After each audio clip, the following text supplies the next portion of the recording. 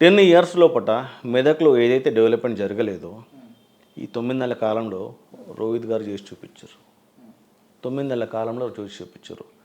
Medical కళాశాల అని చెప్పి ఎంపీగా కేసీఆర్ గారు గెలిచినప్పటి నుంచి కొబ్బరికాయలు కొడుతున్నారు. కొబ్బరికాయలు కొడుతుర్రు, శిలాపలకాలు ఓపెన్ చేస్తుర్రు. ఎక్కడిదక్కడే ఉంది మెడికల్ కళాశాల.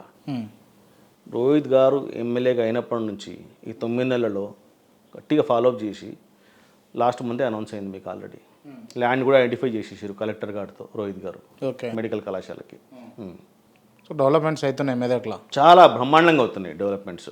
ఒక్క మెడికల్ కళాశాల ఏంటి, మీకు ఇన్ఫ్రాస్ట్రక్చర్ చూసుకోండి. అక్కడ ఇన్ఫ్రాస్ట్రక్చర్ చాలా బ్రహ్మాండంగా నడుస్తుంది. ఎన్నో ఏళ్లుగా మూతపడ్డ నిజాం షుగర్ ఫ్యాక్టరీకి ఒక కమిటీ వేయించి ఆ కమిటీ వర్క్ చేస్తుంది. ఇప్పుడు అతి త్వరలో నిజాం షుగర్ ఫ్యాక్టరీ కూడా ఓపెన్ చేయించబోతున్నారు మైనంపల్లి రోహిత్ గారు. ఇంకేం కావాలి రోహిత్ భాయ్ చెప్పండి మీకు మెదక్ ప్రజలకి.